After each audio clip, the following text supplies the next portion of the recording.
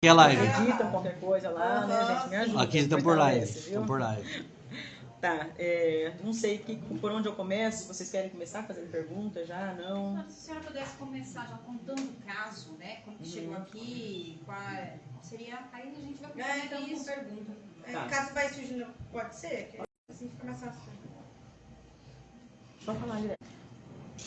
Bom, por volta das 11 horas, a polícia recebeu a informação que havia na residência um cheiro de gás muito forte e nesse tempo algumas pessoas, vizinhos, já teriam ido até a residência perguntar o que estava acontecendo e só o Natanael que aparecia e ele falava que as crianças estavam dormindo, ora, para alguns vizinhos ele até chegou a comentar que na verdade já havia tudo acabado e temos testemunha que também visualizaram ele com sangue nas mãos nesse momento, mas a partir de então, quando a polícia chegou no local, ele desconversou totalmente. A todo momento ele falava que as crianças estavam vivas, elas estavam bem, tinham sido alimentadas e sempre foi com esse discurso de que ele não queria que nenhum policial entrasse na casa ou ele iria até a fogo na residência e sempre o odor do botijão de gás muito forte e também a polícia militar com a equipe do bombeiro estava sempre aferindo a medição e de fato existia uma concentração que poderia colocar em risco, era real a possibilidade de explosão ali no local. Então, a polícia militar assumiu toda essa parte da negociação para que ele fosse rendido e a gente ainda estava trabalhando com a possibilidade das crianças estarem vivas. Até então, era uma situação de cárcere privado, a gente estava resguardando a possibilidade das duas crianças serem resgatadas com vida, até que a situação foi se prolongando, sem nenhuma prova de vida das crianças, sem ninguém, só a voz dele saía do interior da residência e com o tempo as chances da gente realmente encontrar as crianças com vida foi decaindo até que foi possível aferir com segurança a concentração de gás para que pudesse acontecer a abordagem dele e foi o que aconteceu. Ele foi contido, na sequência as crianças já foram localizadas no quarto, uma estava em cima da cama, a outra estava ao lado da cama, no chão, e toda aquela cena extremamente lamentável. E por toda a impressão que a gente teve do próprio cenário, e bem como do relato das testemunhas, a gente acredita que a morte dessas crianças teria acontecido ali por volta entre as 10 e as 11 horas da manhã. E todo esse tempo foi só um teatro dele em relação a isso do gás e que elas estavam com vida e tudo mais. Quando elas foram localizadas, doutora, elas estavam com cortes na região do pescoço, é isso mesmo? Na verdade, uma das crianças estavam com um ferimento perfurante no pescoço e outros dois do outro lado, mas assim, superficiais. E a outra criança estava uma situação mais impactante, né? Estava realmente bem cortado o pescoço dela, quase chegando ali a decapitação dela. E esse pai, doutor, ele morava sozinho com as crianças? Na verdade, ele não morava com as crianças. Ele era separado da mãe das crianças e ele esteve no local na segunda-feira, pediu para comer e nisso essa ex-mulher entrou em contato com a atual mulher dele, narrando que ele estava lá, que era para ela ir lá buscar ele, e ela falou que não tinha condição de ir naquele horário e que ele ia pernoitar lá. Então ele não morava mais, não tinha nenhum vínculo com a mãe das crianças. Doutora, em relação a esse momento mesmo que ele foi até a casa, você acha que já era premeditada essa situação? A atual esposa falou alguma coisa a respeito de algum comportamento estranho, suspeito que ele já apresentava? Eles estavam separados há aproximadamente uns 9 meses.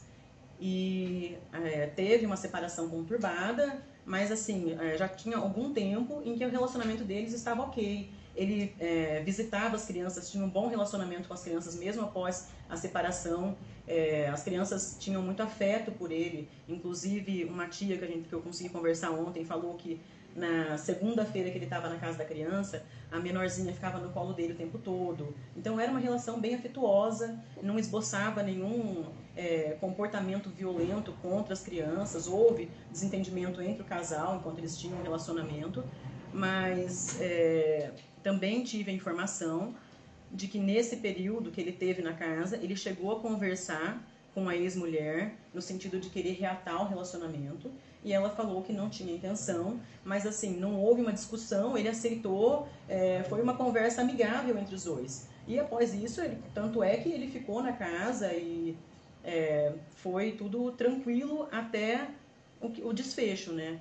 Agora, as impressões que eu tenho disso é que ela também era um potencial alvo dele, porque quando ela foi sair para trabalhar de manhã, ele pediu para ela ficar, só que ela fez questão de ir ao trabalho e tudo mais, honrar o compromisso dela, mas só dessa conversa que ele teve com ela é um indicativo de que ela também era para ter sido uma das vítimas. Doutora, ele foi ouvido, ele falou sobre a motivação do crime?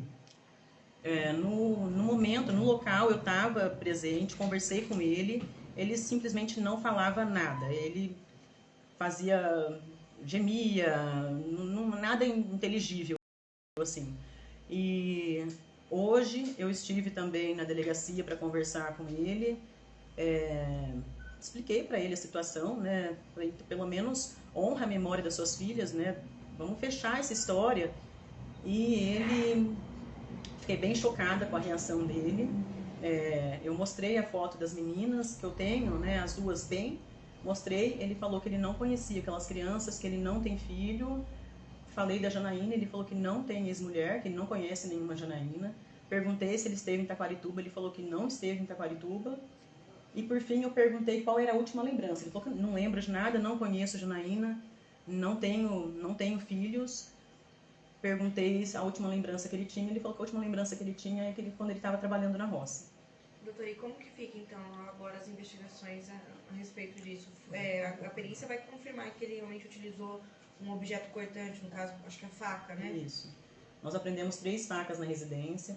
Uma tinha vestígio de sangue, que eu acredito que foi usada contra a vítima mais nova.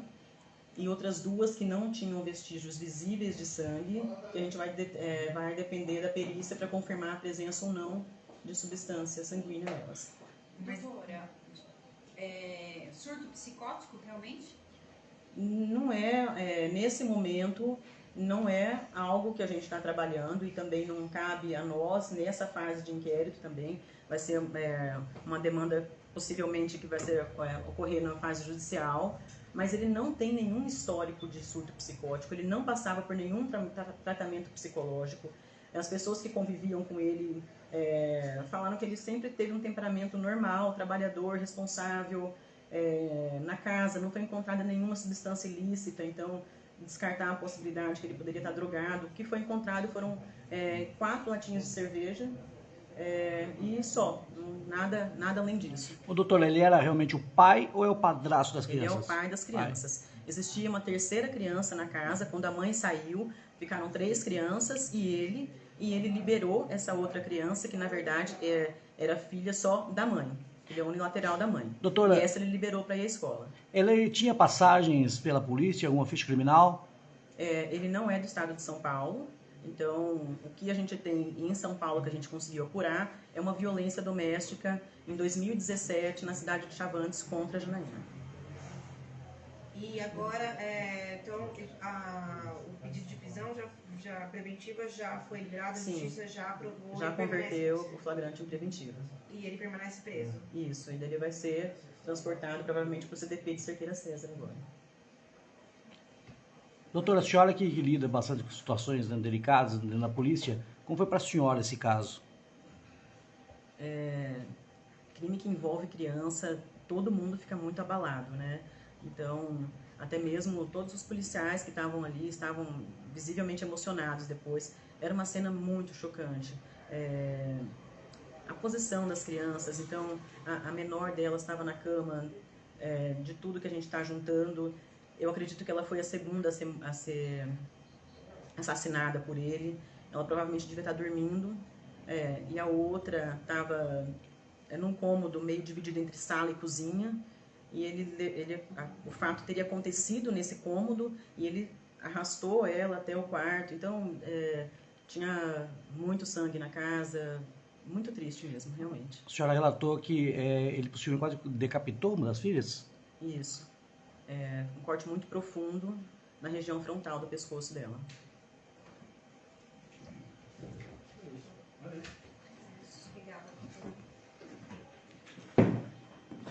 Obrigada, gente.